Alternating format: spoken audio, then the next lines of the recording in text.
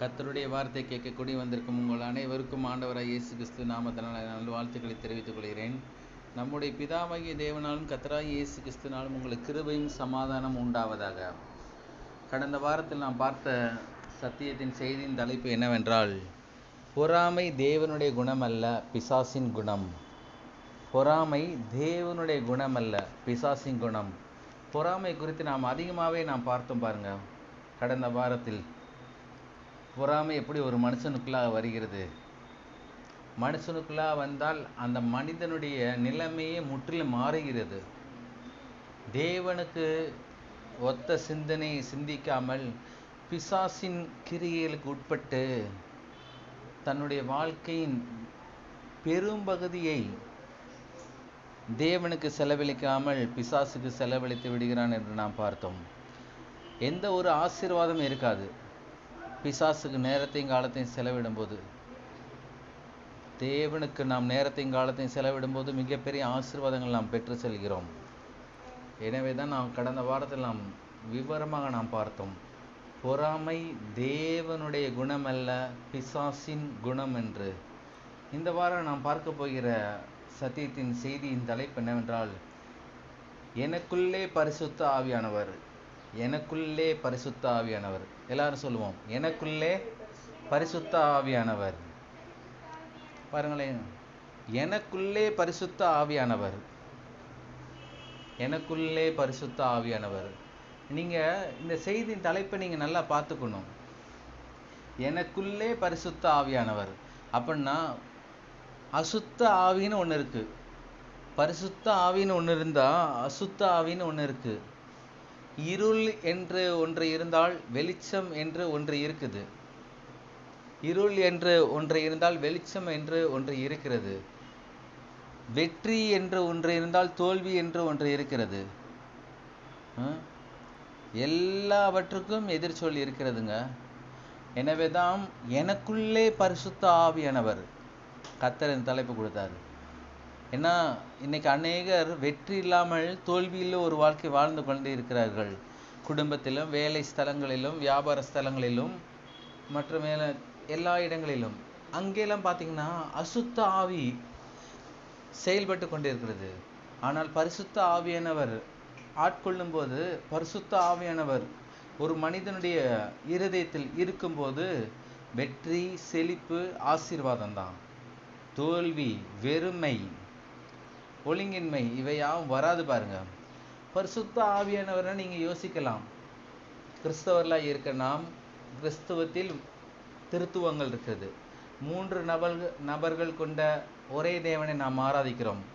முதலாவது நபர் பிதாவாகிய தேவன், இரண்டாவது நபர் ஆண்டவராகிய இயேசு கிறிஸ்து, மூன்றாவது நபர் பரிசுத்த ஆவியானவர்.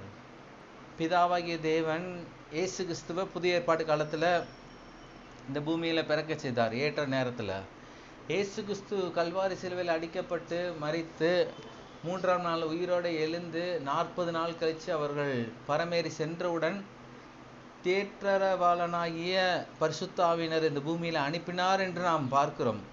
வேதத்தின் அடிப்படையில் ஒரு கிறிஸ்தவர்களாய் இருக்கிற அவர்கள் புரிந்து கொண்ட சத்தியத்தின் மேற்பகுதி. ஆனால் வேதத்தில் நீங்கள் நன்கு உற்று கவனித்து பார்த்தீர்கள் என்றால், இந்த வேதத்தின் ஆரம்பத்திலேயே, அதாவது ஆதியாகமத்தில் கூட முதலாவது அதிகாரத்திலேயே ஆவியானவர் இருந்தார் என்று வேத வசனம் நமக்கு திட்டம் தீர்மானமாக சொல்லுகிறது. எங்கே சொல்லுகிறது நீங்க என்று பார்த்தீங்கன்னா, ஆதியாகமம் 1:2, ஆதியாகமம் 1:2, பூமியானது ஒழுங்கின்மையும் வெறுமையுமாய் இருந்தது, ஆழத்தின் மேல் இருள் இருந்தது, தேவ ஆவியானவர் ஜலத்தின் மேல் அசைவாடி கொண்டிருந்தார். தேவ ஆவியானவர். நீங்க யோசிக்கலாம், இயேசு கிறிஸ்து பரமேறி சென்ற பிறகுதானே தேற்றரவாளன் இந்த பூமியில அனுப்பப்பட்டார் அப்படின்ட்டு. ஆனால் ஆதியாகமத்திலே இருந்தாருங்க. ஆமா, பிதாவாகிய தேவனும் குமாரனா இயேசு கிறிஸ்துவும் பரிசுத்த ஆவியானவரும் 3 நபர்களும் 3 அவதாரங்கள் இல்லை, ஒரே அவதாரம், ஒரே தேவன், 3 ஒரே தேவன். ஆதியாகமத்தில் தேவனை பார்க்கலாம், ஆதியாகமத்தில் இயேசுவை பார்க்கலாம், ஆதியாகமத்தில் பரிசுத்த ஆவியானவரை பார்க்கலாம். ஆதியாகமம் 1:2 அடிப்படையில் தேவ ஆவியானவர் ஜலத்தின் மேல் அசைவாடி கொண்டிருந்தார் என்று நாம் பார்க்கிறோம். இந்த தேவ ஆவியானவர் தான் பரிசுத்த ஆவியானவர் என்று நமக்கு திட்டம் தீர்மானமாக வேத வசனம் நமக்கு போதிக்கிறது. எதில் அசைவாடி கொண்டிருந்தார்னா, பூமியானது ஒழுங்கின்மை, வெறுமை, ஆழத்தின் மேல் இருள். ஆவியானவர் எங்க இருப்பாரு? எங்க இருந்தாரு? 1ஆம் அதிகாரத்துல சொல்லுது பாருங்க, தேவ ஆவியானவர் ஜலத்தின் மேல் அசைவாடி கொண்டிருந்தார். அதற்கு பிற்பாடு தான் சொல்றாரு, ஆவியானவர் தேவன் மூலமாக பேசுகிறாரு. வெளிச்சம் உண்டாக்கடவென்றாரு, ஜலத்தின் மத்தியில் ஆகாய விரிவு உண்டாக்கடவென்றாரு. இப்படி ஒவ்வொரு சிருஷ்டிப்புகளையும் தேவன் தேவ ஆவியானவருடைய துணை கொண்டு இந்த சிருஷ்டிப்புகளின் வல்லமைகளை அவர் உருவாக்குறார் பாருங்க.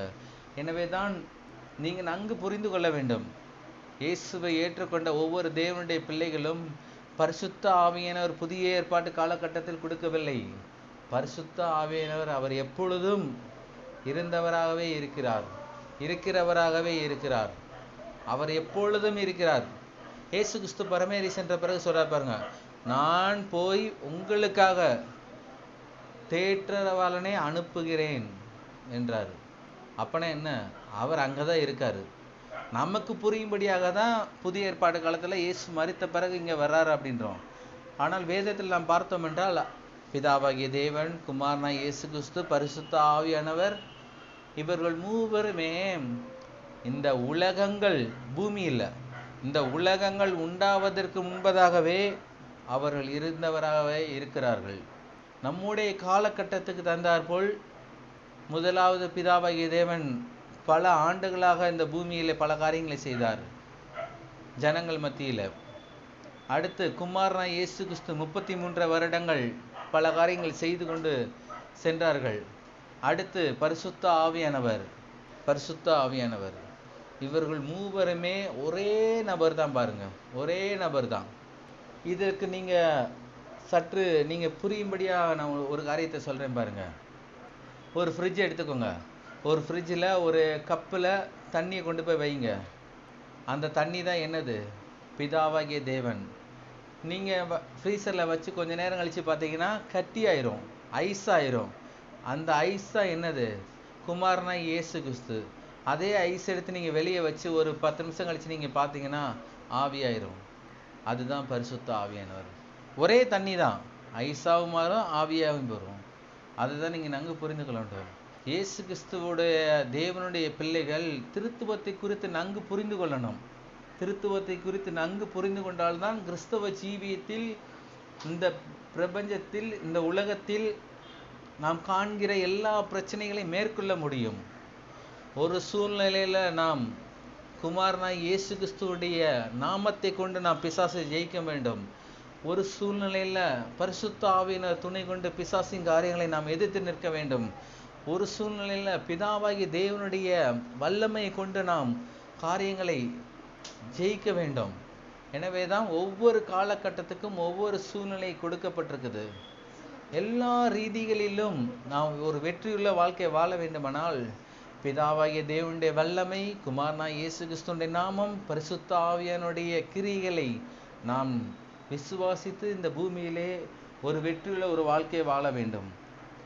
பரிசுத்த ஆவின்னா நீங்க பார்த்தீங்கன்னா பாருங்க, மனிதன் ஆவி, ஆத்மா, சரீரம் என்று 3 விதமான பாகங்களை உடையவனா இருக்கிறான். 3 விதமான பாகங்களை உடையவன் பாருங்க. இதுல ஒரு 3 ரவுண்ட் இருக்குன்னு வச்சுக்கோங்களேன். உள்ள ஆவி, 2வது ரவுண்டு ஆத்மா, 3வது ரவுண்டு சரீரம். ஒரு மனிதன் மற்ற மனிதனை பார்க்கும்போது ஆவியை பார்க்க முடியாது, சரீரத்தை தான் பார்க்க முடியும். அந்த சரீரத்துக்குள்ளதான் ஆத்மா இருக்குது, அந்த ஆத்மாக்குள்ளதான் ஆவி இருக்கிறது. அதே போலதான் தேவ ஆவி, தேவனுக்குள்ளாக ஒரு ஆவி இருந்துச்சு. அந்த ஆவி தான் பரிசுத்த ஆவி என்று வேத வசனம் நமக்கு தெளிவாக சொல்கிறது. 1 பேதுரு 4:14. 1 பேதுரு 4:14 பாருங்க. 1 பேதுரு 4:14 வாசிக்கிறேன். நீங்கள் கிறிஸ்துவின் நாமத்தின் நிமித்தம் நிந்திக்கப்பட்டால் பாக்கியவான்கள், ஏனென்றால் தேவனுடைய ஆவியாகிய மகிமையுள்ள ஆவியானவர் உங்கள் மேல் தங்கி இருக்கிறார். அந்த இடத்துல தெளிவா சொல்லப்பட்டிருக்கு பாருங்க. ஏனென்றால் தேவனுடைய ஆவியாகிய மகிமையுள்ள ஆவியானவர் உங்களுக்குள்ள தங்கி இருக்கிறார். மனிதனுக்கு எப்படி ஆவி ஆத்மா சரீரம் இருக்கிறதோ அதே போல தேவனுக்கு ஆவி ஆத்மா என்று இருக்கிறது. எனவேதான் தேவ ஆவி தான் பரிசுத்த ஆவியானவர். நன்கு புரிந்து கொள்ள வேண்டும். தேவ ஆவி மற்றொரு இடத்துல சொல்லப்பட்டிருக்கு, ரோமர் 8:14, மேலும் எவர்கள் தேவனுடைய ஆவியினாலே நடத்தப்படுகிறார்களோ அவர்கள் தேவனுடைய புத்திரராய் இருக்கிறார்கள். நமக்கு புரியும்படியா நான் சொல்றேன்டா. ரோமர் 8:14, மேலும் எவர்கள் பரிசுத்த ஆவியினாலே நடத்தப்படுகிறார்களோ அவர்கள் தேவனுடைய புத்திரராய் இருக்கிறார்கள், தேவனுடைய பிள்ளைகளாய் இருக்கிறார்கள். தேவ ஆவி பரிசுத்த ஆவியினாலும் ஒண்ணுதான், தேவ ஆவியினாலும் ஒண்ணுதான். இன்னைக்கு நான் பார்க்கிற சத்தியத்தின் தலைப்பு என்னவென்றால், எனக்குள்ளே பரிசுத்த ஆவியானவர். தேவனுடைய ஆவிதாங்க பரிசுத்த ஆவி. இதை நம்ம நன்கு புரிந்து வைத்துக்கொள்ளணும் பாருங்க. ஏனென்றால் இதை நாம் புரியாமல் ஒரு ஆவிக்குரிய நிலைமையின் அடுத்த கட்டத்தில் நாம் செல்ல முடியாது. பரிசுத்த ஆவியான துணை இல்லாமல் நாம் ஒரு ஆவிக்குரிய ஜீவியத்தின் முன்னேற்றத்தை நாம் பார்க்க முடியாது. ஆவிக்குரிய ஜீவியத்தின் முன்னேற்றமாக இருக்கட்டும், ஆத்மாவின் முன்னேற்றமாக இருக்கட்டும், சரீர பிரகாரமாக முன்னேற்றமாக இருக்கட்டும், பரிசுத்த ஆவியானவர் அதாவது தேவ ஆவி இல்லாமல் நாம் ஒரு வெற்றிகரமாக வாழ்க்கை வாழ முடியாது. இந்த பரிசுத்த ஆவியானவர் ஒவ்வொரு தேவனுடைய பிள்ளைகளை வழி நடத்துகிற ஆவியானவராக இருக்கிறார். இன்னொரு இடத்துல சொல்லப்பட்டு பாருங்க, யோபு 33:4 சொல்லப்பட்டிருக்கு, தேவனுடைய ஆவியானவர் என்னை உண்டாக்கினார், சர்வ வல்லவருடைய சுவாசம் எனக்கு உயிர் கொடுத்தது. அந்த இடத்துல தெளிவா சொல்லப்பட்டு பாருங்க, சர்வ வல்லவருடைய சுவாசம் ஆவி எனக்கு உயிர் கொடுத்தது. புதிய ஏற்பாட்டுல பரிசுத்த ஆவி என்கின்ற பேர்ல பரிசுத்த ஆவி நம்முடைய சமூகத்துல இருக்கிறார்கள். ஆனால் பழைய ஏற்பாட்டு காலகட்டத்தில் நீங்கள் பார்த்தீங்க என்றால் கர்த்தருடைய ஆவியானவர் என்று அநேக இடங்கள்ல வருகிறது. புதிய ஏற்பாட்டுல பரிசுத்த ஆவின்ற பேர்ல வருது, பழைய ஏற்பாட்டுல கர்த்தருடைய ஆவியானவர் என்கின்ற பேரில் வருது பாருங்க. எனவேதான் நாம் பரிசுத்த ஆவியானவருக்கு நாம் கனத்தை செலுத்தும்படியாக கர்த்தர் விரும்புகிறார். பரிசுத்த ஆவியானவருக்கு நாம் மகிமையை செலுத்தும்படியாக கர்த்தர் விரும்புகிறார். பரிசுத்த ஆவியானவரை நாம் கனகீனப்படுத்தக்கூடாது, கனம் செய்கிறவர்களா இருக்க வேண்டும். பிதாவாகிய தேவனுக்கு ஒத்த கணத்தை நாம் கொடுக்கிறோம், குமாரனா இயேசு கிறிஸ்துவின் நாமத்துக்கு ஒத்த கணத்தை நாம் கொடுக்கிறோம். அதே போல பரிசுத்த ஆவியானவருக்கு நாம் கணத்தை செலுத்த வேண்டும். வேதத்தை வாசிக்கிறோம், பிதாவாகிய தேவன் மகிமைப்படுகிறார். இயேசுவின் நாமத்தை நாளை பிசாசின் எல்லா கிரியைகளை நாம் எதிர்க்கிறோம். அதே போல பரிசுத்த ஆவியின துணை கொண்டு இந்த பூமியில ஒரு வெற்றியுள்ள வாழ்க்கை வாழும்படிய கர்த்தர் விரும்புகிறார் பாருங்க. ஏன் விரும்புகிறார் என்றால், பிசாசானவன் வைத்திருக்கிற எல்லா கட்டுகளும் அவிழ்க்கும்படியாக ஆவியானவர் தாமே உதவி செய்ய முடியுமா? வேற யாரும் உதவி செய்ய முடியாதா? வேதத்துல ரொம்ப தெளிவா சொல்லப்பட்டிருப்பாருங்க. 2 கொரிந்தியர் 3:17 சொல்லப்பட்டிருக்கு, கர்த்தரே ஆவியானவர். கர்த்தருடைய ஆவி எங்கேயோ அங்கே விடுதலை உண்டு. பரிசுத்த ஆவியானவர் எங்கேயோ அங்கே விடுதலை உண்டு. எனவேதான் பரிசுத்த ஆவியானவரை பெற்றுக்கொள்ளணும். விடுதலை ரொம்ப முக்கியங்க. அடிமைத்தனத்தின்படி வாழும்படியாக தேவன் விரும்பவில்லை. குடும்ப வாழ்க்கையில் அடிமைத்தனம் இருக்கக்கூடாது, பிள்ளைகளுடைய வாழ்க்கையில் அடிமைத்தனம் இருக்கக்கூடாது, வியாபாரத்துல அடிமைத்தனம் இருக்கக்கூடாது, தொழில் செய்கிற இடத்துல அடிமைத்தனம் இருக்கக்கூடாது, வேலை செய்கிற ஸ்தலங்கள்ல அடிமைத்தனம் இருக்கக்கூடாது. எல்லா அடிமைத்தனங்களும், கடன் என்கின்ற அடிமைத்தனம் இருக்கக்கூடாது, பலவீனம் என்கின்ற அடிமைத்தனம் இருக்கக்கூடாது, ஆரோக்கியம் இல்லாமல் இருக்கக்கூடாது, சுகவீனத்தோட இருக்கக்கூடாது, பலனற்றவர்களா இருக்கக்கூடாது, கசப்போட இருக்கக்கூடாது, வெறுப்போட இருக்கக்கூடாது, நாம் கடந்த வாரத்தில் பார்த்தது போல பொறாமையோடு இருக்கக்கூடாது. பிசாசின் கிரியைகளுக்கு அடிமைப்படாமல் தேவனுடைய நன்மைகளின் பிரதிபலிப்பாகவே நாம் வாழும்படியாக தேவன் விரும்புகிறார். கர்த்தருடைய ஆவியானவர் அதை விரும்புகிறாருங்க. இந்த இடத்துல என்ன சொல்லப்பட்டிருக்கு? 2 கொரிந்தியர் 3:17 கர்த்தரே ஆவியானவர். கர்த்தருடைய ஆவி எங்கேயோ அங்கே விடுதலை உண்டு. ஆமா, கர்த்தருடைய ஆவி எங்கேயோ கர்த்தருடைய ஆவி எங்கேயும்னா எங்கேயோ இல்லைங்க. கர்த்தருடைய ஆவி உங்களுக்குள்ளே வாசம் பண்ணுகிறார் பரிசுத்த ஆவியினர் மூலமாக. எனவேதான் நாம் பரிசுத்த ஆவியானவருடைய துணை கொண்டு இந்த பூமியில ஒரு வெற்றியுள்ள ஒரு வாழ்க்கை வாழ வேண்டும். வெற்றியுள்ள ஒரு வாழ்க்கை வாழ வேண்டும். நீங்க யோசிக்கலாம், மனிதர்களாகிய நமக்கு பரிசுத்த ஆவியினர் தேவை, இந்த பூமியில ஒரு வெற்றியுள்ள வாழ்க்கை வாழ்வதற்கு இயேசுவுக்கு தேவையா? அவர் தான் பிதாவின் சமூகத்திலிருந்து தானே வந்தாரு, பரலோகத்திலிருந்து தானே பூலோகத்துக்கு நமக்காக அனுப்பப்பட்டார் அப்படின்னு நீங்க கேட்டீங்கன்னா, அந்த இயேசுவுக்கே பரிசுத்த ஆவியினர் தேவைப்பட்டதுங்க.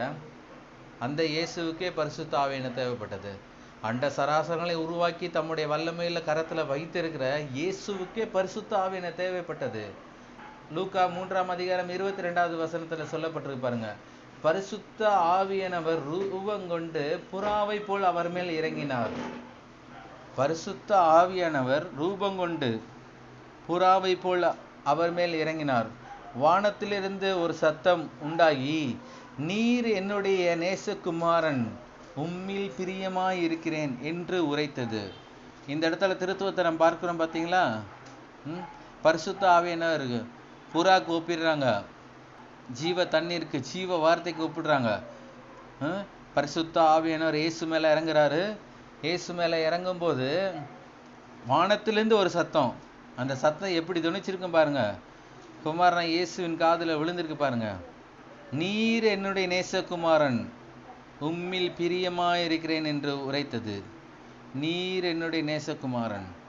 நான் சொல்றேன், பிசாசின் கிரியைகளை அழிக்கும்படியாக, பிசாசின் திட்டங்களை சுக்குநூறாக்கும்படியாக, பிசாசின் வல்லமைகளை முற்றுமுடிய அழிக்கும்படியாக, பிசாசின் துர்க்குணத்தையும் அசுத்த கிரியைகளை அழிக்கும்படியாக இந்த பூமியிலே 33 வருடங்கள் வாழ்ந்த ஆண்டவராய் இயேசு கிறிஸ்துவுக்கே பரிசுத்த ஆவியானவருடைய வல்லமை, பரிசுத்த ஆவியானுடைய அபிஷேகம் தேவைப்பட்டதென்றால் உங்களுக்கும் எனக்கும் தேவை. உங்களுக்கும் எனக்கும் தேவை. பரிசுத்த ஆவியானவர் இல்லாமல் நாம் ஒரு வெற்றியுள்ள ஒரு வாழ்க்கை வாழ முடியாது. பரிசுத்த ஆவியானவர் தேவை, எப்பொழுதுமே தேவை. இயேசு இந்த பூமியிலே எல்லா இடங்களிலும் வெற்றி சிறந்தாருங்க. அவர் எங்கெல்லாம் வியாதிஸ்தர்களை போய் பார்த்தாரோ, எங்கெல்லாம் போய் அவருடைய வல்லமையை வெளிப்படுத்தினாரோ, அங்கெல்லாம் வெற்றி தான் சிறந்தார். தோல்வி இல்லை. இயேசுவின் ஊழியத்தில் தோல்வி இல்லை. இயேசுவின் ஊழியத்தில் வெற்றி தான் இருந்தது. ஊழியம் செய்கிற யாவருக்கும் கர்த்தர் வெற்றியை தான் கொடுக்க விரும்புகிறாரு, தோல்வியை கொடுக்கவில்லை. வெற்றி எப்படி ஊழியக்காரர்களுடைய பங்காக மாறும், இயேசு எப்படி பரிசுத்த ஆவியானவருடைய சத்தத்துக்கு கீழ்ப்படிந்து வாழ்ந்தாரோ, அதே போல ஒவ்வொரு ஊழியர்களும் பரிசுத்த ஆவியானவருடைய சத்தத்துக்கு கீழ்ப்படிந்து வாழும்போது வெற்றி உண்டாகும். இயேசுவின் ஊழியத்தின் வெற்றி எவ்வளவு பெருசு என்றால், அன்றைய காலகட்டங்களில் அந்த பட்டணங்களில் இருந்த சில ஆயிரங்கள் ஜனங்களுக்கு தான் போதிக்கப்பட்டிருந்தது. இன்று உலகம் முழுவதும் பரம்பி இருக்கிறது இயேசுவினுடைய வெற்றி. உலகத்தின் கடைசி கண்டத்திலும் கூட, கடைசி கிராமத்திலும் கூட இயேசுனா யாரு என்று ஜனங்கள் அறிந்திருக்கிறார்கள். அவ்வளவு பெரிய வெற்றிங்க. எப்படி இயேசுவின் வெற்றி உலகமெங்கும் பரப்பப்பட்டது, உலகமெங்கும் சென்றதென்றால் பரிசுத்த ஆவியானவர் துணை கொண்டுதான். பரிசுத்த ஆவியானவர் துணை இல்லாமல் இயேசுவின் வெற்றி இல்லவே இல்லை. இயேசுவின் வெற்றி. இன்று நாம் செய்கிற இந்த ஊழியமானது இயேசுவின் வெற்றியின் பின்னணியில் வந்தது. அவரை போலவே நாம் ஊழியம் செய்யும்படியாக கர்த்தர் விரும்புகிறார். அவருக்குள்ள இருக்கிற பரிசுத்த ஆவியானவர் நமக்குள்ளாக இருக்க வேண்டும் என்று கர்த்தர் விரும்புகிறார். உங்களுடைய வேலை ஸ்தலங்களிலும் பரிசுத்த ஆவியானவர் இருக்கும்படியாக விரும்புகிறார். உங்களுடைய வியாபார ஸ்தலங்களிலும் பரிசுத்த ஆவியானவர் இருக்கும்படியாக விரும்புகிறார். உங்களுடைய ஜெபத்தில் பரிசுத்த ஆவியானவர் இருக்கும்படியாக விரும்புகிறார். நீங்கள் சனிக்கிழமை எடுக்கிற எல்லா உபவாச ஜெபங்களிலும் பரிசுத்த ஆவியானவர் இருக்கும்படியாக விரும்புகிறார். உங்களுடைய ஜெபத்தில் பரிசுத்த ஆவியானவர் இருக்கும்படியாக விரும்புகிறார். குடும்ப ஜெபத்தில் பரிசுத்த ஆவியானவர் இருக்கும்படியாக விரும்புகிறார். அதிகாலை ஜெபத்தில் கூட பரிசுத்த ஆவியானவர் இருக்கும்படியாக விரும்புகிறார். ஏனென்றால் இந்த பூமியிலே பிசாசானவன் வைத்திருக்கிற எல்லா விதமான பிரச்சனைகளிலிருந்து நாம் விடுதலையாகி, எல்லா விதமான பிரச்சனைகளுக்கும் நாம் செல்லாமல் தேவ ஆவியானுடைய துணை கொண்டு சத்தத்தின்படி, அவருடைய திட்டத்தின்படி நாம் நடக்கும்போது வெற்றியுள்ள ஒரு வாழ்க்கை வாழ்கிறோம். வெற்றியுள்ள ஒரு வாழ்க்கை வாழ்கிறோம். எனவேதான் நாம் பரிசுத்த ஆவியானவரை நாம் மகிமைப்படுத்தணும். அவர் ஒரு நபருங்க. நமக்கு ரொம்ப வேண்டப்பட்டவங்க வந்தாங்கன்னா நம்ம என்ன செய்யறோம், நம்ம வீட்டில் இருக்கல பெஸ்டான சமையலை செஞ்சு கொடுக்குறோம், இருக்கல நல்ல சேர்ல உட்கார வைக்கிறோம், இருக்கிறதுல நல்ல மெத்தையில் அவங்கள ரெஸ்ட் எடுக்க வைக்கிறோம். அதே போல தான் பரிசுத்த ஆவியானவர். நீங்கள் கூப்பிடணும், காலைல எழுந்திரிச்சோடனே பரிசுத்த ஆவியானவரை கூப்பிடணும். பரிசுத்த ஆவியானவரை என்னோட வாங்க, இந்த நாளில் என்னோட வாங்க, என் கிளாஸுக்கு வாங்க, என் ஸ்கூலுக்கு வாங்க, என்னோட வேனில் வாங்க, எங்கள் மேடம் கண்களை எங்கள் தயவு கிடைக்க உதவி செய்யுங்க, எங்கள் பிடி மிஸ் கண்களை எங்கள் தயவு கிடைக்க உதவி செய்யுங்க, எங்கள் வேன் டிரைவர் கண்களை எங்களை தயவு செய்ய உதவி செய்யுங்க, எங்கள் வேன் கண்டக்டர் கண்களை எங்களை தயவு செய்ய உதவி செய்யுங்க, என்னுடைய கிளாஸ் ஃப்ரெண்ட்ஸில் தயவு செய்ய உதவி செய்யுங்க. ஆவியானவர் நீங்கள் கூப்பிட்டோம். அவரை கூப்பிட்டு போகிறதுக்கு நமக்கு எந்த செலவு இல்லைங்க. ஒரு மனுஷன் இன்னொரு மனுஷனை ஒரு இடத்த கூப்பிட்டு போனால் தான் செலவு பண்ணணும். ஒன்று பைக்கில் வச்சு கூப்பிட்டு போகணும், இல்லை காரை பிடிச்சி கூப்பிட்டு போகணும், இல்லை விமானத்தை பிடிச்சி கூப்பிட்டு போகணும், அவங்களுக்கு சாப்பாடு வாங்கி கொடுக்கணும், அதை வாங்கி கொடுக்கணும், செலவு பண்ணணும். ஆனால் பரிசுத்த ஆவியானவர் கூப்பிட்டு போகிறதுக்கு எந்த செலவு இல்லை. இதை நீங்கள் புரிந்து வச்சுக்கணும். நீங்கள் கூப்பிட்ட மாத்திரத்தில் எந்த ஃப்ரெண்ட்ஸு எந்த சொந்தக்காரங்களும் உடனே வரமாட்டாங்க. ஆனால் நீங்கள் கூப்பிட்ட அடுத்த நொடியில் உங்கள் அருகில் இருப்பவர் பரிசுத்த ஆவியானவர். ஏனென்றால் இந்த பூமி முழுவதும் எத்தனை கண்டங்கள் இருக்குன்னு, எத்தனை விதமான நாடுகள் இருக்குது, எத்தனை விதமான சின்ன சின்ன குக்கிராமங்கள் இருக்குது, எல்லா இடங்களிலும் பரிசுத்த ஆவியானவர் பரம்பி இருக்கிறார். அவர் எல்லோரோடும் இருக்கிறார், எல்லோருக்குள்ளும் இருக்கிறார். எனவே தான் உங்களுடைய வாழ்க்கை, தொழில், வியாபாரம், சுகம், செழிப்பு, ஐஸ்வர்யம், கனம், மகிமை, ஆரோக்கியம், பலம், பலன், ஞானம், அறிவு, புத்தி, இவைகள் எல்லாவற்றிலும் நீங்கள் பரிசுத்த ஆவியானவர் கூப்பிடணும். உங்களுக்கு ஒரு சப்ஜெக்டில் ஒரு மேக்ஸ் தெரியலையா, ஒரு ஆன்சர் உங்களுக்கு புரியலையா, பரிசுத்த ஆவியானவர் என்கிற ஞானத்தின் ஆவியானவரை என்னோட வாருங்க, இந்த மேக்ஸுக்கு எப்படி நான் ஆன்சர் செய்யணும்னு நீங்கள் கேட்கணும். ஆவியானவர் உங்களுக்குள்ளே இருந்து அவர் பிரதிபலித்து ஆன்சரை கொண்டு வருகிறவராக இருக்கிறார். வியாபாரத்தில் தோல்வி அடைஞ்சிட்டே இருக்கா, அந்த வியாபார யுக்திகள் என்னதென்று பரிசுத்த ஆவியானவர் நீங்கள் அழைக்கும் போது அவர் உங்களுக்கு ஆலோசனை சொல்லுகிறவராக இருக்கிறார். குடும்ப வாழ்க்கையில் சமாதானம் இல்லையா, குடும்ப வாழ்க்கையில் பிரிவுகள் ஏற்படுதா, பரிசுத்த ஆவியானவர் நீங்கள் அழைத்து பிரிவுகளை உண்டாக்குற பிசாசை நாம் எதிர்க்கும் போது குடும்பத்தில் அந்யுன்யமான ஐக்கியங்கள் உண்டாகும். சமாதான குலைச்சலை கொண்டு வருகிறது பிசாசு, சமாதானத்தை ஏற்படுத்துகிறவர் தேவன். எனவே தான் பரிசுத்த ஆவியானவரோட நாம் நெருங்கி பழகணும். நீங்கள் ஒரு தனிப்பட்ட மனிதர்கிட்ட நெருங்கி பழகுனீங்கன்னா அந்த தனிப்பட்ட மனிதர் என்ன செய்வார், நம்மகிட்ட எவ்வளோ பணம் இருக்குது, பொருள் இருக்குது, அந்தஸ்து இருக்குது, இதன் அடிப்படையில் தான் பழகுவாங்க. என்னென்னத்தை சுரண்டலாம் இவங்க இருக்கிற காலகட்டங்கள்லாம்.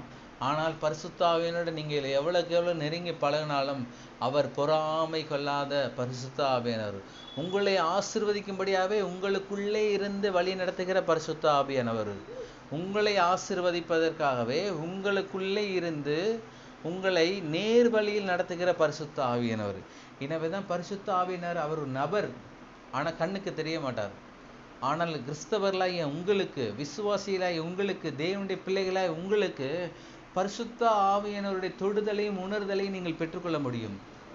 உங்கள் பக்கத்தில் பரிசுத்த ஆவியானவர் இருக்கிறன்ற நீங்கள் உணர முடியுங்க. யாருமே இருக்க மாட்டாங்க, நீங்கள் ஜெபிக்கிற அந்த ரூமில் யாருமே இருக்க மாட்டாங்க. ஆனால் உங்கள் கண்களுக்கு அப்பாற்பட்ட, அதாவது சரீர கண்களுக்கு அப்பாற்பட்ட ரீதியில் ஆவிக்குரிய கண்ணோட்டத்தில் ஆவிக்குரிய கண்களின் மூலமாக நீங்கள் பார்த்தீர்கள் என்றால் பரிசுத்த தேவதூதர்கள், பரிசுத்த ஆவியானவர், பிதாவாகிய தேவன், குமாரனாகிய இயேசு கிறிஸ்து அந்த இடத்துல அவர்கள் பிரத்யட்சமாக இருக்கிறார்கள். எனவே தான் பரிசுத்த ஆவியானவரை குறித்து நாம் பெரிய வெளிப்பாடோடு நாம் இருக்கும்படியாக கர்த்தர் விரும்புகிறார். பரிசுத்த ஆவியானவர் குறித்து பெரிய வெளிப்பாடு நமக்குள்ள உண்டாக வேண்டும். கிறிஸ்தவ ஜீவியத்தில் ஏன் முற்றுமுடிய நமக்கு ஆசீர்வாதம் இல்லை என்றால் பரிசுத்த ஆவியானவருக்கு கொடுக்கும் இடத்தில், பங்கில் நாம் ஏதோ தவறு செய்திருக்கிறோம்.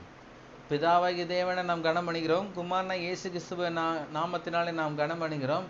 ஆனால் பரிசுத்த ஆவியானவரை குறித்த ஒரு பெரிய வெளிப்பாடு, அவரை குறித்த ஒரு உயர்ந்த உள்ளம், அவருக்கு நாம் செலுத்துகிற கனத்தையும் மகிமையும் நாம் செலுத்தியிருக்கிறோமா என்று நாம் பார்க்க வேண்டும். ஒவ்வொரு தேவனுடைய பிள்ளைகளுடைய வெற்றியில் பிதாவாகிய தேவனுடைய வல்லமை செயல்பட வேண்டும், இயேசுவின் நாமம் செயல்பட வேண்டும், பரிசுத்த ஆவியானவருடைய வழிநடத்தல் செயல்பட வேண்டும். இவை மூன்றும் செயல்படும் போதுதான் ஒரு தேவனுடைய பிள்ளைகளை வெற்றி அடங்கியிருக்கு என்பதை தெரிந்து கொள்ள வேண்டும். பரிசுத்த ஆவியை நாம் கனம் பண்ண வேணுங்க, கனஹீனம் பண்ணக்கூடாது. தேவனுக்கு பிரியமில்லாத காரியங்களை நீங்கள் செயல்படுத்தும் போது பரிசுத்த ஆவியினர் கனஹீனம் பண்ணுகிறீர்கள். பரிசுத்த ஆவியினர் நான் கனம் பண்ணும்படியாக கர்த்தர் விரும்புகிறாரு. வேதத்தில் சொல்லப்பட்டிருக்கு. எபேசியர் 4:30 சொல்லப்பட்டிருக்கு. எல்லாரும் திருப்புவோம். எபேசியர் 4:30. எபேசியர் 4:30 வாசிக்கிறேன். அன்றியும் நீங்கள் மீட்கப்படும் நாளுக்கென்று முத்திரையாக பெற்ற தேவனுடைய பரிசுத்த ஆவியை துக்கப்படுத்தாதிருங்கள். எவ்வளோ அழகா போட்டிருக்கு பாருங்க இந்த இடத்துல. அன்றியும் நீங்கள் மீட்கப்படும் நாளுக்கென்று முத்திரையாக, சீல் வச்சாச்சுன்னா என்னாச்சு? அதில் என்னென்ன உயிரில் எழுதியிருக்கோ அதெல்லாம் உங்களுக்கு சொந்தம்ன்ற அர்த்தம். பத்திரத்தில் என்னென்ன வார்த்தைகள் போட்டிருக்கு, என்னென்ன காரியங்களை உங்களுக்குன்னு உங்கள் தகப்பன் இடத்துலேருந்தோ, தாயின் இடத்துலேருந்தோ, தாத்தாவின் இடத்துலேருந்தோ, பாட்டியின் இடத்துலேருந்தோ உங்களுக்காக கொடுக்கப்பட்ட அந்த சொத்தில் சீல் அடித்து வச்சுருக்காங்களா? தேவன் நமக்கு பல ஆசீர்வாதமான சொத்துகளில் இந்த பரிசுத்த வேதாகமத்தின் மூலமாக கொடுத்துக்கிறாரு. இந்த பரிசுத்த வேதாகமத்துக்கு முத்திரை போட்டவரை யாருன்னா பரிசுத்த ஆவி. பாருங்க, தேவனுடைய பரிசுத்த ஆவியை துக்கப்படுத்தாதீர்கள். எவ்வளோ ஒரு அழகா போட்டிருப்பாருங்க. தேவனுடைய பிள்ளைகள் தேவனுடைய ஆவியாகிய பரிசுத்த ஆவியினர் துக்கப்படுத்தக்கூடாது. துக்கப்படுத்தாமல் நீங்கள் இருந்தீர்கள் என்றால் உங்களை போல தேவனுடைய உயர்வை யாரும் எட்டி பிடிக்க முடியாது, துக்கப்படுத்தாமல் இருந்தாலும். எனவே தான் பரிசுத்த ஆவியை நாம் துக்கப்படுத்தாமல் பரிசுத்த ஆவியானவரை நாம் உன்னதம் உயரமான இடத்தில் வைக்க வேண்டும். ஆவியில் முதலிடம் பரிசுத்த ஆவியினர் கொடுக்க வேண்டும். நம்முடைய குடும்ப வாழ்க்கையில் முதலிடம் பரிசுத்த ஆவியினர் கொடுக்க வேண்டும். நம்முடைய வேலை ஸ்தலங்களில் முதலிடம் பரிசுத்த ஆவியினர் கொடுக்க வேண்டும். நம்முடைய வியாபாரத்தில் முதலிடம் பரிசுத்த ஆவியினர் கொடுக்க வேண்டும். நம்முடைய குடும்ப வாழ்க்கையில் முதலிடம் பரிசுத்த ஆவியினர் கொடுக்க வேண்டும். நம்முடைய ஸ்கூலில் முதலிடம் பரிசுத்த ஆவியினர் கொடுக்க வேண்டும்.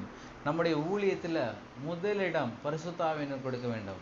பரிசுத்த ஆவியினர் இல்லாமல் எந்த ஒரு காரியமும் வெற்றிகரமாக அமையாது.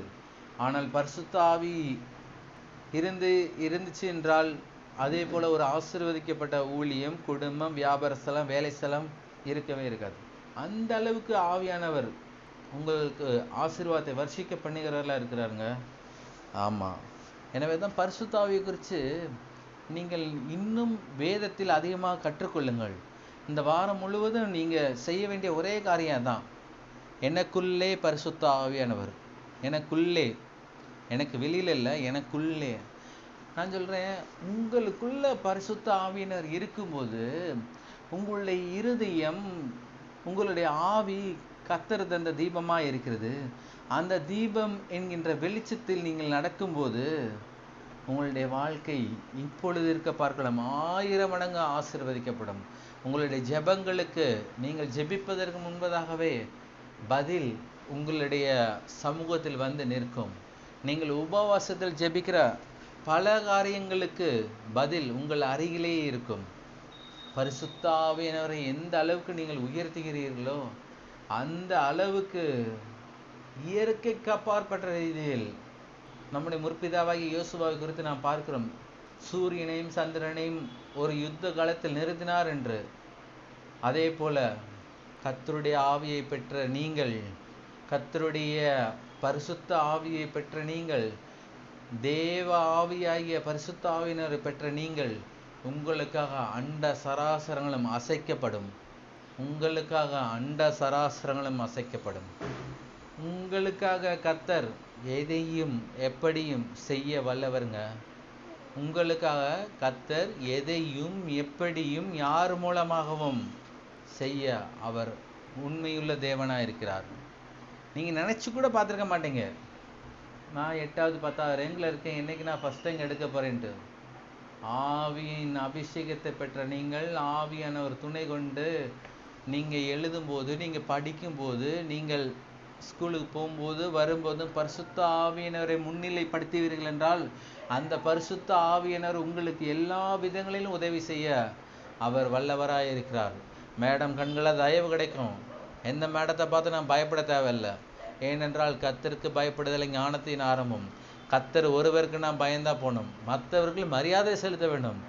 மேடம், பிடி சார், வேன் டிரைவர்ஸு, கண்டக்டர்ஸு, நமக்கு மேலே படிக்கிற ஒவ்வொரு வயதுக்கு அதிகமான படிப்புகளில் படிக்கிற ஒவ்வொரு பிள்ளைகளுக்கும் நாம் மரியாதை செலுத்த வேண்டும். ஆனால் நாம் பயப்படக்கூடாது. பயம் தேவனுடைய திட்டம் அல்ல. பயம் பிசாசுடையது. பயம் ஒரு கண்ணி. வேத வசனம் தெளிவாக சொல்லுகிறது, தேவன் நமக்கு பயமுள்ள ஆவியை கொடாமல் பலமும் அன்பும் தெளிந்த புத்தியுள்ள ஆவியை கொடுத்துக்கிறார். கரெக்டாக சொல்லப்பட்டிருக்கு பாருங்க. பரிசுத்த ஆவியை குறித்து வரும்போது இந்த வசனம் வருது பாருங்க. தேவன் நமக்கு பயமுள்ள ஆவி இல்லை. பயமுள்ள ஆவினா அது பிசாசு ஆவி. நமக்கு பலமும் அன்பும் தெளிந்த புத்தியுள்ள ஆவினா அது பரிசுத்த ஆவி. எனவே தான் நாம் எந்த ஆவியுடையவர்களாக இருக்கிறோம் என்று நமக்கு மிக மிக முக்கியம்.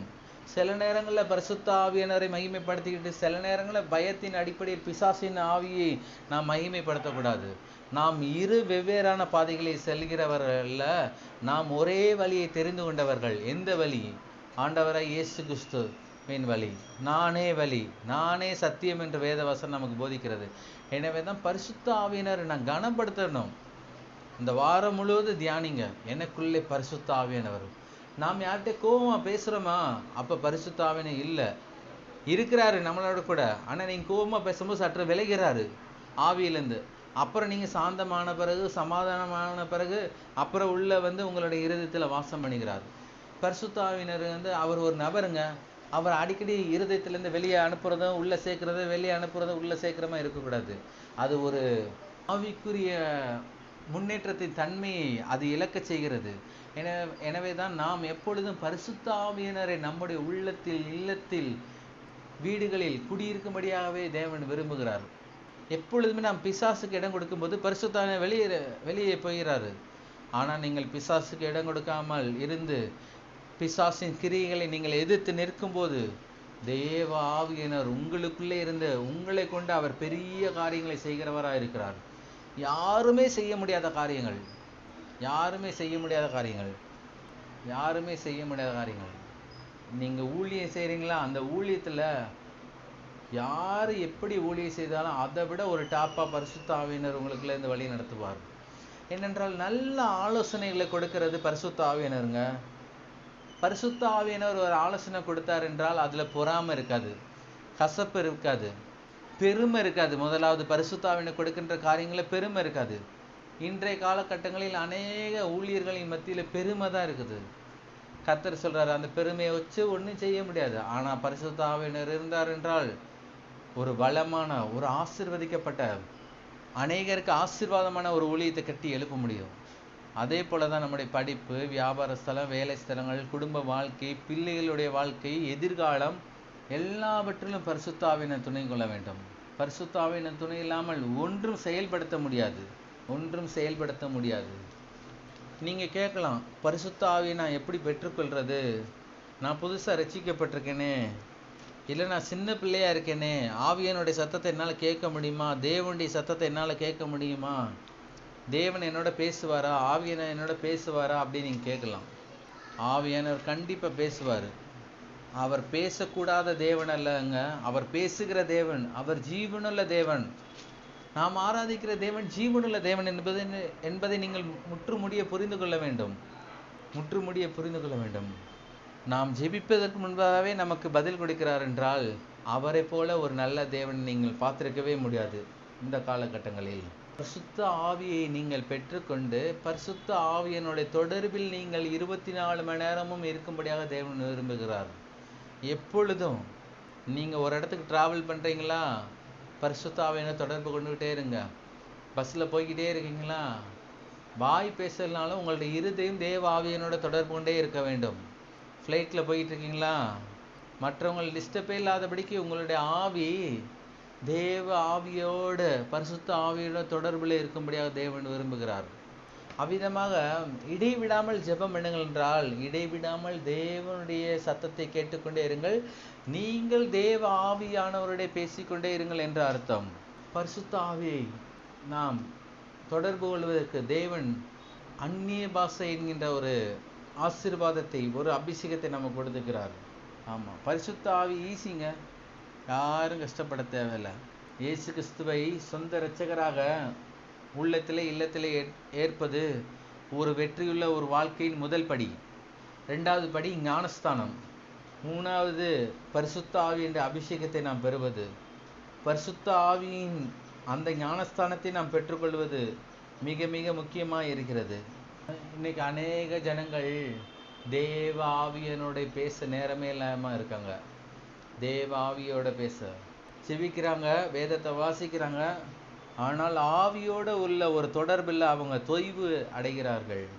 பரிசுத்த ஆவியோட தொடர்பு இருக்கிறவர்களாக இருக்கும்படியாக தேவன் விரும்புகிறார்கள். இயேசுவை ஏற்றுக்கொண்டோம், ஞானஸ்தானம் எடுத்தோம், பரலோகம் போவது நிச்சயம். ஆனால் அந்த அனுபவத்தை இந்த பரலோக ராஜ்யமாகிய இந்த பூமியிலே அனுபவிக்க வேண்டுமென்றால் பரிசுத்த ஆவியை நாம் பெற்றுக்கொள்கிறவர்களாக இருக்க வேண்டும். பரிசுத்த ஆவி நம்மிடத்துல இருக்கும்போது தான் நாம் ஆசீர்வதிக்கப்பட்ட ஒரு வாழ்க்கையை வாழ முடியும். பரிசுத்த ஆவி இல்லாமல் ஒரு வெற்றியுள்ள, ஒரு கனி தரக்கூடிய, ஒரு ஆசீர்வதிக்கப்படக்கூடிய ஒரு வாழ்க்கையை வாழ முடியாதுங்க. இன்னைக்கு அநேக விசுவாச குடும்பங்கள் இயேசுவை ஏற்றுக்கொண்டு 5 வருடங்கள், 10 வருடங்கள், 20 வருடங்கள், 30, 40 என்ன ஆகிக்கிட்டே இருக்குது. வருடங்கள் முன்னேறுகிறது. ஆனால் அந்த தனிப்பட்ட குடும்ப வாழ்க்கையில் பார்த்தீர்கள் என்றால் ஒரு அந்தஸ்தில், ஒரு ஆஸ்தியில், ஒரு கௌரவத்தில், ஒரு மரியாதையில் அந்த குடும்பம் முன்னேறவே இல்லை, இருந்த இடத்துலையே இருக்கிறது. அவர்கள் எப்படி 40 வருடங்களுக்கு முன்பதாக இருந்தார்களோ அதே லெவலில் இருக்கிறது. கர்த்தர் அப்படி சொல்லவே இல்லை. ஏனென்றால் விதைச்சம் என்றால் அறுவடை நிச்சயம். விதைச்சம் என்றால் அறுவடை நிச்சயம். 40 வருடங்களுக்கு முன்பதாகவே பிதாவாகிய தேவனுடைய சித்தத்தை அறிந்து குமாரனாகிய இயேசு கிறிஸ்துவினுடைய நாமத்தை உபயோகப்படுத்தி பரிசுத்த ஆவியினை பெற்றுக்கொண்டு அவர்கள் அனுதினமும் வாழ்ந்தார்கள் என்றால் இந்த 30-40 வருடங்களில் எந்த ஒரு தனிப்பட்ட மனிதனும் எட்டி பிடிக்க முடியாத உயரமான உன்னதமான ஆசீர்வாதங்களினால் அவர்கள் ஆசீர்வதிக்கப்பட்டிருப்பார்கள். எனவே தான் நாம் நன்கு புரிந்து வாழ வேண்டும். ஏனோதானோ என்று வாழ்வது தேவ சித்தம் அல்ல.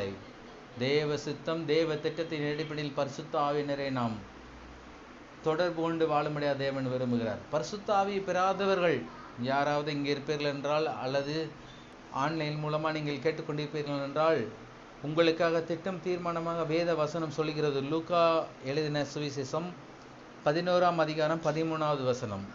லூக்கா 11வது அதிகாரம் 13வது வசனம் வாசிக்கிறேன்.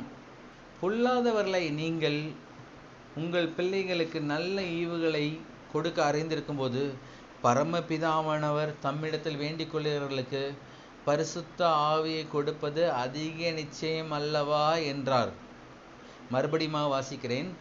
பொல்லாதவர்களை நீங்கள் உங்கள் பிள்ளைகளுக்கு நல்ல ஈவுகளை கொடுக்க தீர்மானித்திருக்கும் போது பரமபிதா, நித்திய பிதாவானவர் தம்மிடத்தில் வேண்டிக் கொள்கிறவர்களுக்கு பரிசுத்த ஆவியை கொடுப்பது அதிக நிச்சயம் அல்லவா என்று வேத வசனம் நமக்கு சொல்லுகிறது.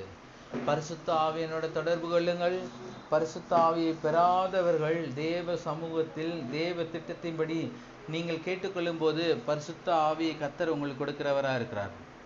ஒரு குடும்ப வாழ்க்கையில் ஒரு தனிப்பட்ட மனிதன் தன்னுடைய பிள்ளைகளுக்கும் தன்னுடைய பேர பிள்ளைகளுக்கும் நல்ல ஈவுகளை கொடுக்க அறிந்திருக்கும் போது பரமபிதாவானவர் நாம் வேண்டுனா பரிசுத்த ஆவியை கொடுப்பார் என்று வேத வசனம் நமக்கு சொல்லுது. அதிக நிச்சயம் அல்லவா என்று வேத வசனம் சொல்லுகிறது. அதிக நிச்சயம் அல்லவா? நான் சொல்றேன், பரிசுத்த ஆவியானவரை பெறாதவர்கள் யாராக இருந்தாலும் எங்கு இருந்தாலும் பிதாவை தேவனிடத்தில் கேட்டீர்கள் என்றால் பரிசுத்த ஆவியினரை அவர் உங்களுக்கு அனுப்புகிறவராக இருக்கிறார். பரிசுத்த ஆவியினர் பெற்றுக்கொண்டவர்கள் பரிசுத்த ஆவியினரை அப்படியே ஒரே மூலையில் வச்சிராங்க. அவரை யூஸ் பண்ணுங்க. அவரை எந்த அளவுக்கு நீங்கள் யூஸ் பண்ணுறீங்களோ அந்த அளவுக்கு மிகப்பெரிய ஆசீர்வாதத்தின் ஒரு பாத்திரமாக இருக்கிறார். அவரிடத்தில் எவ்வளவேனும் குறையாத மகிமையின் ஆசீர்வாதங்கள் அவருடைய சமூகத்தில் இருக்கிறது. எனவேதான் பரிசுத்த ஆவியினர் கொடுத்த வெளிப்பாடோடு இருங்கள். பரிசுத்த ஆவியினர் கொடுத்த வெளிச்சத்தில் நடங்கள். பரிசுத்த ஆவியினர் கொடுத்த இன்னும் அதிகமாக தேவ சமூகத்தில் நீங்கள் காத்திருந்த அவருடைய பிரகாசத்தின் மேல் பிரகாசத்தை நீங்கள் பெற்றுக்கொள்ளுங்கள். வெளிப்பாடுகளை பெற்றுக்கொள்ளுங்கள்.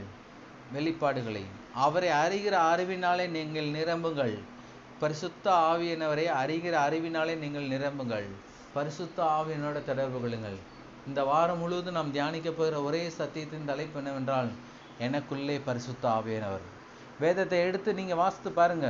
ஆதியாமத்திலிருந்து வெளிப்படுத்தல் வரையும் பரிசுத்த ஆவியானவர் என்னென்ன காரியங்கள் செய்தார் என்றால், இஸ்ரவேல் ஜனங்களுக்கு பின்பாக பார்வோனுடைய சேனை, முன்பதாக செங்கடல், அந்த செங்கடலை தடுத்து நிறுத்தியவர் பரிசுத்த ஆவியானவர். தாவீது என்கின்ற ஒரு சிறு பையன் கோலியாத் என்கின்ற அரக்கனை அழித்தான் என்றால் பரிசுத்த ஆவியானவர் துணை கொண்டு. எல்லா ரீதிகளிலும் பரிசுத்த ஆவியானவர் செயல்பட்டிருக்கிறார். இயேசுவே சொல்றார் பாருங்க, தரித்திரருக்கு சுவிசேஷத்தை அறிவிக்கும்படியாக, சிறுமைப்பட்டவர்களுக்கு தேவனுடைய வார்த்தைகளை அறிவிக்கும்படியாக பரிசுத்த ஆவியானவர் கூட இருக்கிறாரா. எனவே தான் நமக்குள்ளேயும் பரிசுத்த ஆவியானவர் இருக்கணும். ஒரு வெற்றியுள்ள ஒரு ஆசீர்வதிக்கப்பட்ட ஒரு வாழ்க்கையை வாழ முடியும் என்றால் பரிசுத்த ஆவியானவர் இல்லாமல் நீங்கள் வாழ முடியாது. ஒருவேளை நீங்க உங்களுடைய சுய புத்தியின் மேல் சாய்ஞ்சு, நான் இவ்வளோ வியாபாரம் பார்க்குறேன், நான் இவ்வளோ வேலை பார்க்குறேன், நான் ஐடி கம்பெனியில் இருக்கேன், நான் கவர்மெண்ட்டில் ஸ்டாஃபாக இருக்கேன், நான் சென்ட்ரல் கவர்மெண்ட் ஸ்டாஃபாக இருக்கேன், எனக்கு மாதமானால் 1 லட்சம் 2 லட்சம் வருமானம் வருது, எனக்கு எந்த தேவை இல்லை, எனக்கு பரிசுத்த ஆவியானவர் வேணாம், நான் நல்லா தான் இருக்கேன் அப்படின்னு நீங்கள் நினச்சிங்கன்னா என்னைக்காவது ஒரு நாளைக்கு தேவைப்படுவார். அன்னைக்கு நீங்கள் பரிசுத்த ஆவியானவர் கூப்பிட்டா வந்து ஹெல்ப் பண்ணுவார். ஆனால் உங்களுடைய வாழ்க்கையின் தராதரங்கள் ஒரே லெவலில் இருக்கும். நீங்கள் பரிசுத்த ஆவியானவர் துணை கொண்டு பூமியிலே சுடர்களைப் போல பிரகாசிக்கும்படியாக, அநேக ஜனங்கள் உங்கள் பிரகாசத்தை பார்க்கும்படியாக கர்த்தர் உங்களுடைய வாழ்க்கையை உயர்த்தும்படியாக தேவன் விரும்புகிறார். கடனில் இருந்துக்கிட்டே கடனுடைய சிந்தனையிலே வாழும்படியாக தேவன் விரும்பவில்லை. கடன்களை கர்த்தர் நிராகரிக்கிறார். கடன் என்கின்ற அடிமைத்தனத்தை கர்த்தர் நிராகரிக்கிறார். தேவனுடைய சுயாதீனத்தின் அடிப்படையில் தேவனுடைய புத்திரர்களாக நாம் வாழும்படியாக தேவன் விரும்புகிறார். எனவே தான் இந்த வாரம் முழுவதும் தியானிங்க. 6 நாள் கடந்த வாரத்தில் நீங்கள் தியானிச்சிருக்கீங்க, பொறாமை தேவனுடைய குணம் அல்ல பிசாசின் குணம் என்று. இந்த வாரத்தில் தியானிங்க, எனக்குள்ளே பரிசுத்த ஆவியானவர். இந்த வாரம் முழுவதும் பரிசுத்த ஆவியானவர் குறித்த பாடல்களை வெளிச்சத்தில் நீங்கள் நடங்கள். ஏனென்றால் கர்த்தர் நமக்கு இந்த பிப்ரவரி மாதத்தில் இந்த வாரத்தில் சொல்லியிருக்கிறார் என்றால், அவரை அறிகிற அறிவிலே நாம் வளரும்படியாக தேவன் விரும்புகிறார். பரிசுத்த ஆவியானுடைய சித்தத்தின்படி நாம் வாழும்படியாக தேவன் விரும்புகிறார். படிக்கிற பிள்ளைகள் பரிசுத்த ஆவியானவர் துணை கொண்டு அவருடைய ஞானத்திலே நாம் பெற்று நாம் நல்லா படிக்கும்படியாக தேவன் விரும்புகிறார். எல்லா ரீதிகளிலும் பரிசுத்த ஆவியானவர் இல்லாமல் வெற்றி இல்லை, எல்லா ரீதிகளிலும். எனவே தான் பரிசுத்த ஆவியானவர் நாம் எடுத்துக்கொள்ளணும், அவரை பயன்படுத்தணும், அவரை நாம் கூப்பிடணும். காலைல எந்திரிச்சோடனே பரிசுத்த ஆவியானவரே குட் மார்னிங் சொல்லி அவரை வரவேற்கணும், நைட்டு குட் நைட் சொல்லி அவரை வரவேற்கணும். இன்றைக்கி வாட்ஸ்அப்பில் மெசஞ்சரில் முன்பின் தெரியாத அநேகருக்கு குட் நைட் குட் மார்னிங்லாம் சொல்கிறாங்க, அந்நியர்களுக்கு. ஆனால் நம்மை ஆசீர்வதிக்கும்படியாகவே நம்மோட கூட இருக்கிற பரிசுத்த ஆவியானவருக்கு அநேகர் குட் நைட் சொல்கிறதில்ல, குட் மார்னிங் சொல்கிறதில்ல, குட் ஆஃப்டர்நூன் சொல்கிறதில்ல. காலங்கள் மாறிக்கிட்டே இருக்குது. எனவே தான் இந்த வாரம் முழுவதும், இந்த வாரம் மாத்திரமல்ல, நம்முடைய ஆயுஸ் மூச்சு முடிய பரிசுத்த ஆவியானவர் துணை உங்களுக்கு தேவைப்படுகிற என்று கர்த்தருடைய ஆவியானவர் சொல்லுகிறார். நாம் யாவரும் எழுந்திருப்போம். கேட்ட சத்தியத்துக்காக உள்ளத்தின் இருதயத்தின் ஆழத்திலிருந்து நன்றி பலிகளை ஸ்தோத்திர பலிகளை நீங்கள் ஏறிடுங்கள். பரிசுத்த ஆவியானவர் உங்களுக்கு செய்ய இருக்கிற காரியத்தை, உங்களுடைய வருங்காரியத்தை, உங்களுடைய வளமான எதிர்காலத்தை பரிசுத்த ஆவியானவர் தீர்மானிக்கிறவராக இருக்கிறார். பரிசுத்த ஆவியானவர் தீர்மானிக்கிறவராக இருக்கிறார். பரிசுத்த ஆவியானவரை நாம் பெற்றுக்கொள்ள வேண்டும். பரிசுத்த ஆவியானவர் துணையை நாம் பெற்றுக்கொள்ள வேண்டும். ஏற்கனவே சொன்னது மாதிரி தாங்க, பரிசுத்த ஆவினா ஏதோ ஒரு ஸ்பிரிட்டு கிடையாது, ஆவி கிடையாது. தேவனுக்குள்ளே இருக்கிற ஆவி தான் பரிசுத்த ஆவி. தேவனுக்குள்ளே இருக்கிற ஆவி, தேவனுக்குள்ளே இருக்கிற ஆவியை தான் நாம் பெற்றுக்கொள்ள முடியாத தேவன் விரும்புகிறார். உள்ளத்தின் ஆழத்திலிருந்து கேட்ட சத்தியத்துக்காக நன்றி பலிகளை ஸ்தோத்திர பலிகளை ஏறிடுங்கள். கர்த்தர் இந்த வசனங்களை ஆசீர்வதிப்பாராக. இந்த வசனங்களை உங்களுடைய இருதயத்தில் அவர் விதைக்கிற தேவனாய் இருக்கிறார். இந்த கேட்ட சத்தியங்கள் ஒவ்வொன்றும் உங்களுக்கு இந்த வாரம் மாத்திரம் ஆசீர்வாதமாக இருக்காது, வருகிற எல்லா வாரங்களிலும் ஆசீர்வாதத்தை கொடுக்கிற சத்தியமாக இருக்கிறது. இந்த சத்தியங்கள் உங்களுடைய வாழ்க்கையின் எல்லா பகுதிகளிலும் ஆசீர்வாதத்தை கொண்டு வரும். எல்லா பகுதிகளிலும் பரிசுத்த ஆவியோடு அதிகமான நேரத்தை செலவிடுங்க. அந்நிய பாஷையை பேசுங்க, ஆவியின் பாஷை, கினியின் பாஷையை நாமே உங்களை ஆசீர்வதிப்பாராங்க. இப்போ எங்கள் அன்பின் பரலோக பிதாவே, குமாரனாகிய இயேசுவின் நாமத்தில் அன்பு சமூகத்தில் வரை ரொம்ப ஆசீர்வதிக்கப்பட்ட இந்த அருமை நல்ல நேரத்துக்காக ஸ்தோத்திரம், நல்ல வேலைக்காக ஸ்தோத்திரம். எனக்குள்ளே பரிசுத்த ஆவியானவர் என்கின்ற கர்த்தாவே நீர் கொடுத்த இந்த தலைப்புக்காக ஸ்தோத்திரம் ஆண்டவரே. கர்த்தாவே இந்த பூமியிலே கர்த்தாவே இயேசு கர்த்தாவே அவர் தாமே இந்த பூமியில ஒரு வெற்றியுள்ள வாழ்க்கையை வாழ்வதற்கு பரிசுத்த ஆவியானவர் துணை இருந்ததப்பா. எங்களுக்குள்ளாக பரிசுத்த ஆவியானவர் கர்த்தாவே புறாமைக்குள் இறங்கும்படியாக நாங்கள் ஜெபிக்கிறோம்ப்பா. தேவ ஆவியை கர்த்தாவே நாங்கள் பெற்றிருக்க நீர் எங்களுக்கு உதவி செய்யும்படியாக நாங்கள் ஜெபிக்கிறோம் ஆண்டவரே. கர்த்தாவே எங்களுடைய குடும்ப வாழ்க்கையில், ஊழிய வாழ்க்கையில், கர்த்தாவே வேலை ஸ்தலங்களில் மற்றும் எல்லா இடங்களிலும் தேவ ஆவியை பெற்று பரிசுத்த ஆவியை பெற்று நாங்கள் அவருக்கு மரியாதை செலுத்தி அவரை நாங்கள் 24 மணி நேரம் எங்களோட வச்சிருக்க நீர் எங்களுக்கு கிருபை பாராட்டிக்கிறபடியால் ஸ்தோத்திரம்ப்பா. கர்த்தாவே பரிசுத்த ஆவியினர் மூலமாக நாங்கள் அநேக ஆசீர்வாதங்களை இனிமேல் மென்மேலும் பெற்றுக்கொள்ள போகிறபடியால் ஸ்தோத்திரம்ப்பா. கர்த்தாவே உமக்கு ஸ்தோத்திரம். அவர் எப்பொழுதும் எங்களோட கூட இருக்கிறபடியால் ஸ்தோத்திரம்ப்பா. இந்த சத்தியங்களை கேட்ட உம்முடைய பிள்ளைகள் ஒவ்வொருவரையும் நீர் பேர் பேராக ஆசீர்வதிக்கும்படி நாங்கள் ஜெபிக்கிறோம். கலந்து கொண்ட உம்முடைய பிள்ளைகள் ஒவ்வொருவரையும் நீர் ஆசீர்வதிப்பீராக. கர்த்தாவே அவருடைய ஜெபத்திலும் அவருடைய உபவாசத்திலும் கர்த்தாவே அவருடைய எல்லா நேரங்களிலும் பரிசுத்த ஆவியினர் கூட இருந்து அவர்களை ஆசீர்வதித்து வழி நடத்தும்படியாக நாங்கள் ஜெபிக்கிறோம்ப்பா. கர்த்தாவே அவர்களை ஆசீர்வதிப்பாராக. கர்த்தாவே உமக்கு ஸ்தோத்திரம். நீர் பெரியவர், பெரிய காரியங்களை அந்தந்த குடும்பங்களை செயல்படுத்துகிறபடியால் ஸ்தோத்திரம்.